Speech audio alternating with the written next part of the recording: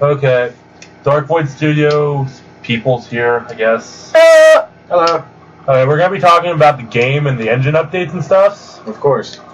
You're probably going to see a picture of the engine so far. Yeah, that's it. Engine. It's just, don't worry, guys. We got it. Got it. I just need to do more work on it. And it's going to take a little time for the artwork, I'm just saying, because of the programs.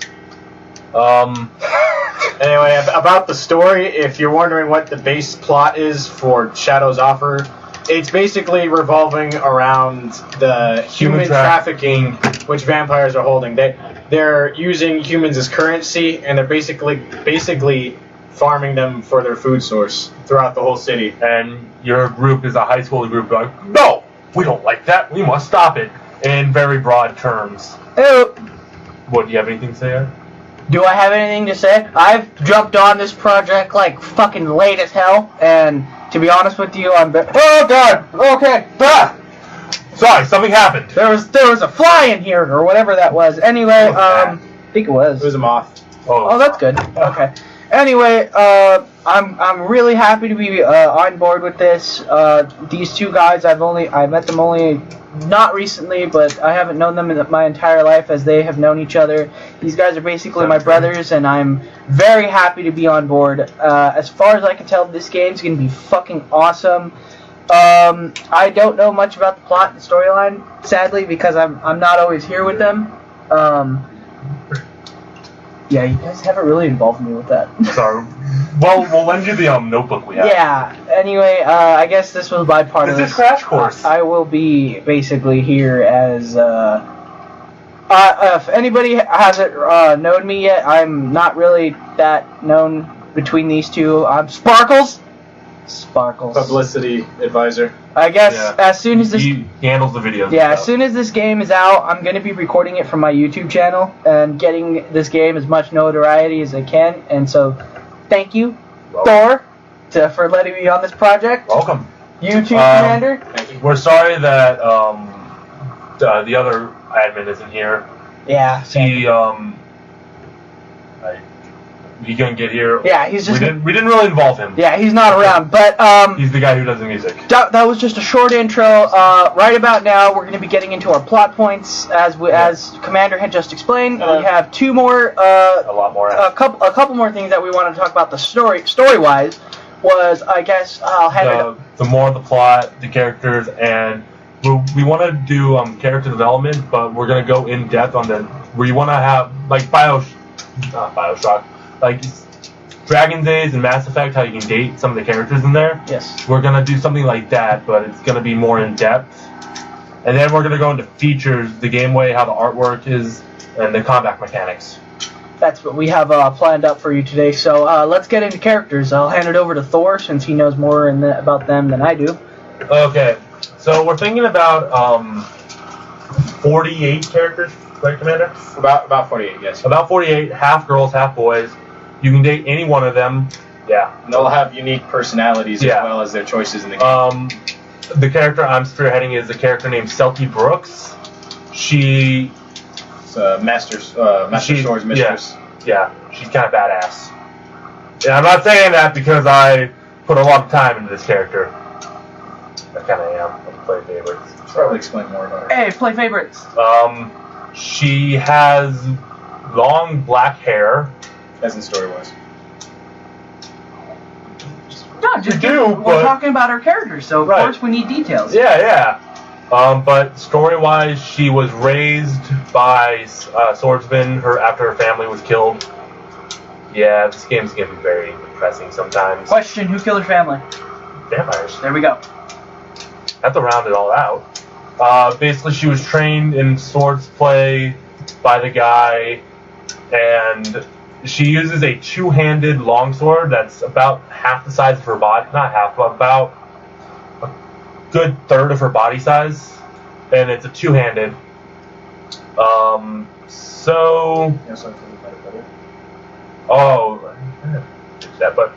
in the story, we were thinking about, that she had a brother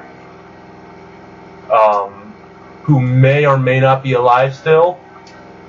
I'm gonna hand it off to Commanders and his key character. My key character is Alex Morte. The story behind him is that his father is obsessed with necromancy and the dark arts, which at that time and point he basically left it behind because he wanted to start a family after having a horrible accident that kind of changed his mind about it. Though in the past he did make some deals with demonic kind, so when he actually had a child of his own, they kind of basically took its life. Like, they canceled the birth as having a miscarriage. His father and his mother were so shaken up about it that they actually practiced necromancy again to rise the child from the grave. So technically they're raising an infant skeleton, basically, but it has he's infused with necromancy, so he also has the ability to look human, as if change into a more human-like life form. Like, he can grow his own skin, basically, for a short amount of time. His powers, though, is basically with necromancy. He's a very lonely child because of his strange birth. Which basically, he's just a giant skeleton, so whoever sees him basically freaks out and leaves. So he basically doesn't talk, really. He's more of a mute, but he can talk. He just chooses not to. I guess he's not really mute then. But anyway, he has a strange ability, though, because of the dealings with the type of necromancy that it has. Basically, anything that's living around him has a negative effect. So that's also why he's kind of alone, because small creatures, for example, die around him from the dark arts that had been practiced on him. So that's technically his story so far. We're getting more into depth with this. Yeah. I know these stories don't seem as great, but yeah, we have it all written down. We're also we're currently developing them, so we're shooting out bottom of the barrel ideas. It's all about development right now. So watch out. We wrote a little comic about Celty, Alex Morte and Celty Brooks. They're just chatting. Which should be out in maybe about a month and a half. So we covered at least two of the main plot characters. Now, they have implemented, or what they want to implement, a dating system. Like Mass Effects. Just to have more interaction with the game. Yeah. And you pick your favorite character. You're like, oh, I like this one. I want to go out with this one. This is like my type of person. You go out, you actually have to go out. It's like a quest. You go out with that person. You guys should add those characters who are like, you're all like, you want your character to be with them, but they're just like the tease of the game, in which you're just like, can I date this person? No. Yeah, we're gonna have some of those. You should. But we're also gonna have joke characters. For example, we're gonna have an in-game reference. Comic relief characters. Kinda. This game is gonna have a lot of social satire with. Basically, our goal is like, we want to make this game make you think about stuff. Right. It just we want this game to kind of change your outlook on life a little bit, and then expose some social troubles, and just have fun with society. Like, because society's fun to be messed with. As Commander was saying about his little social satire thing.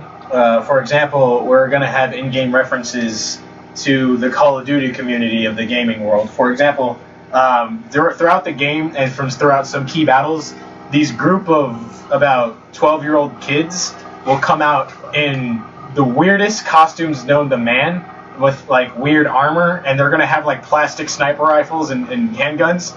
And they're known as the legit snipers crew. Spelled weirdly, and they're gonna like turn around and do like really horrible 360 no scopes and shoot their own teammates. Throw like ridiculous frag grenades.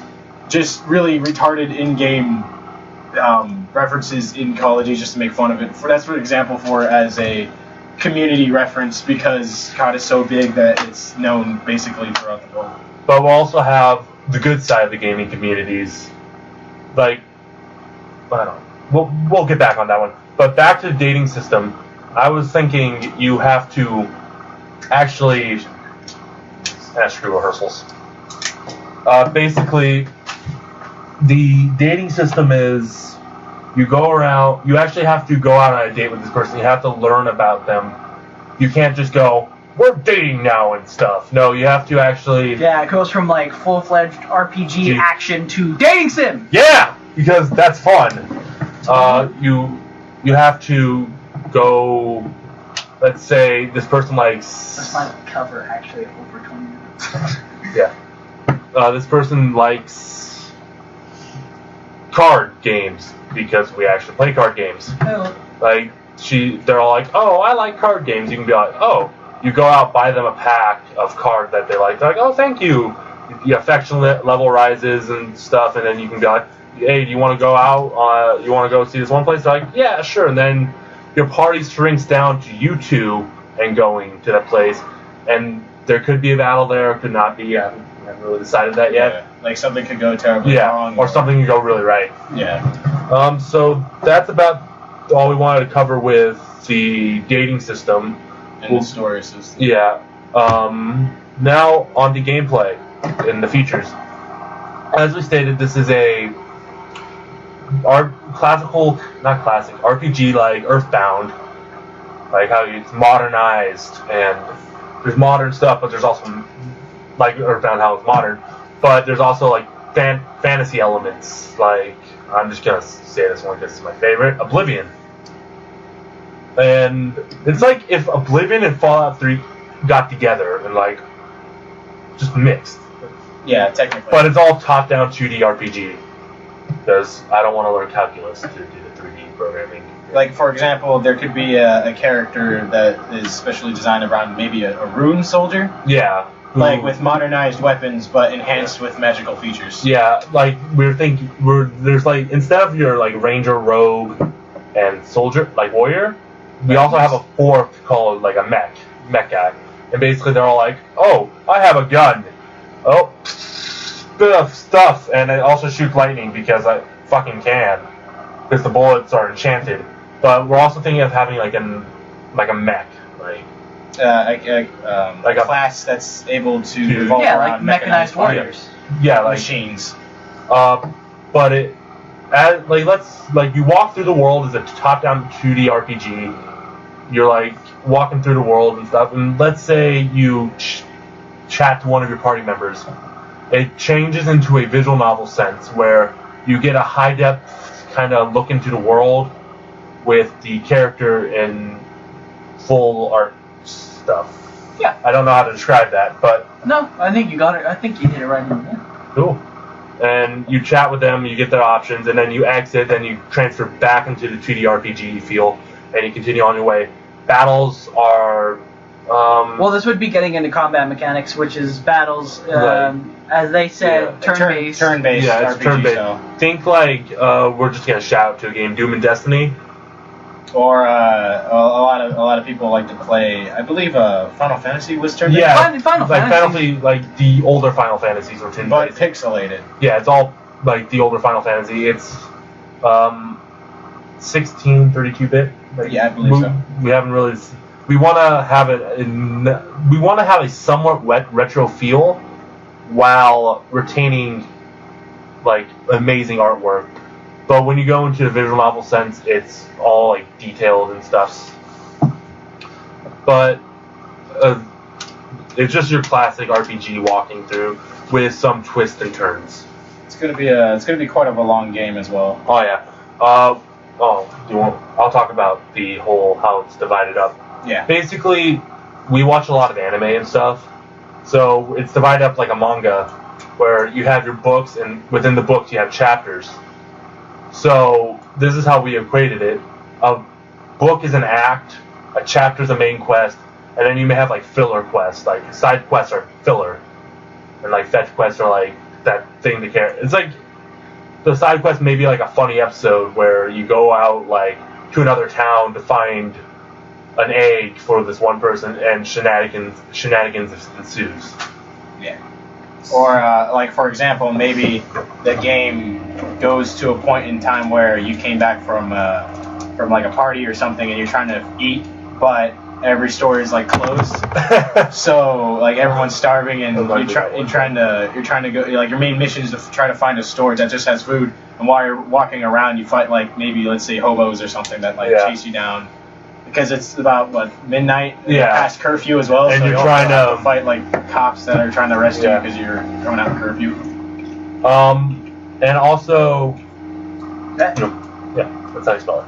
We're also expanding the list. So each chapter, let's say, is about 30 minutes. Each book is 10 chapters, so 5 hours each book. So in turn, we want the game, just the main quest, to be 15 hours long. Yeah. Oh yeah. You want to do that too, right? Yeah. We put a lot of references to we want to put some references to our real life in there. Because all great art, like Eckhart Fitzgerald, drew upon a lot of his real life experiences to write his books. So we're done with gameplay. We're gonna turn it over to Commander to talk heavily about the art. The artwork. The artwork is trying to complete it on Photoshop CS5. That's what I've been. That's what I'm familiar with from school, and we're gonna use the pixelation from that. So basically, it's going to be heavily detailed with pixelation. It's not going to be like Mario, where it's just a huge cubes put together. It's going to be detailed within cubic wise. Like for example, I can show an example. You can show an example later. Okay. But for example, let's say we'll create like a 64-bit head. Well, we're going to have smaller pixels, like putting in shadows and let's say a lighter shade of one color to bring out the vibrance of that character, like say if it was a shine on her. So that's basically how the artwork's going to be. It's just going to be in pixelation, and that's about it. Since you talked about the artwork, this game's going to be written as a programming standpoint. So you may just want to tune out, because I'm going to talk a lot of mumbo-jumbo here for like a good 5 seconds, or maybe a minute, I don't know. But the game's going to be written in Java using the lightweight Java game library, which is the same library Minecraft used, but basically Minecraft used that library. It's using OpenGL source kind of thing, but with Java. Minecraft used the 3D part of it. I'm using the 2D part. It was kind of funny. Funny story. I was writing the sound class, and I kind of blew up my computer. These guys were here. Yeah. Angel Beats destroyed it.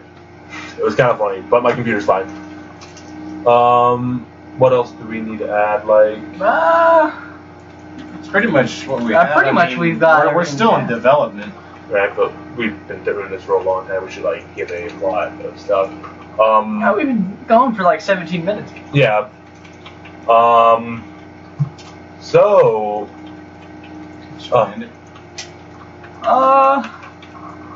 Maybe. Because we're so close to 20 minutes. 20 minutes. I think this is good enough. Okay. We've covered our characters, our plot, our dating system, gameplay, artwork, combat mechanics, chapters, comic relief, all that shit, and Justice Mumbo Jumbo. Yeah. Well, all of this technically, whatever we've explained is just the very few details we have. We have a lot more to cover, especially the combat mechs. We're going to get into huge detail with that. Yeah. It's just right now we're still in development, so we're just shooting out some ideas that we have for it. And you guys should feel free to add to suggest stuff. Like, hey, I think this character would be really cool in this, and give a full thing. If we're like, oh, we like that, we'll put it in probably. Yeah, we want to make sure that this game is enjoyable to everyone that's supporting it so far. Yeah. We don't have a Kickstarter yet, because I don't have a demo. But hopefully by the end of the summer, I'll have a demo done. Yes. Well, we will. It's just programming's weird. If anything, it is up to you, Justin. What's it up to me? You're the programmer. Yeah, but engine's not that hard to write. Well, I gave a trade secret away. I must run away. I gave a trade secret! Programming's not that hard! Man, job security sucks. Yeah. Okay, that was good. So I'm going to commit suicide really quick? No! Don't joke like that. Me too. Alright, but anyway, like I've explained before, this is just small details that we're putting out just to let you know that we're not giving up on it. We're gonna, like I said, we're gonna have a couple more of these, and they're gonna be longer with more details about what happens. Like, we have more characters. For example, we have another character called Xanovich, and he's basically a tech nerd. He's going to be a summoner type character, where you'll be able to summon robots and other type of robotic minions to your disposal. And that's just another character we have. And just to let you know that we're still working on this game, we have another character named Corian, who is a native of the Void, who has void-like powers, as sort of like a wizard. Just as a funny thing, this game is a spin-off of a game that we haven't even made yet, but we have an idea for. Just let that rattle around in your head. Pre-spin-off. Pre-spin-off. We greatly Will happen appreciate in the you. future. Greatly appreciate you taking the time to listen to all this, Mumbo jumbo and stuffs. Mumbo jumbo. to our ideas. And just seeing that the engine update. And I honestly can't wait till this demo's out that Justin makes so I can finally play it. I'm really looking forward to this game, and I really hope that it's I don't mean to sound like I'm bashing on you guys, but I really hope it's a good game and I find it enjoyable. I will play it all the way through. This game seems really fun. It's a lot of work is being put into it. And yeah, there's only one guy programming, one guy doing the art, And one guy doing the music, and one guy doing the publicity aspect. So basically, we don't even have a writer It's yet. it's technically a 4-man team. You were looking for a 5th guy? So if you know how to write and you don't want money right now because we're broke and we're putting all our... we can't pay you, but we can pay you in smiles. And and sincere hugs. Again, we greatly appreciate your time listening to this little cast that we have. So thank you very much. Yeah, this is a bi-weekly thing, so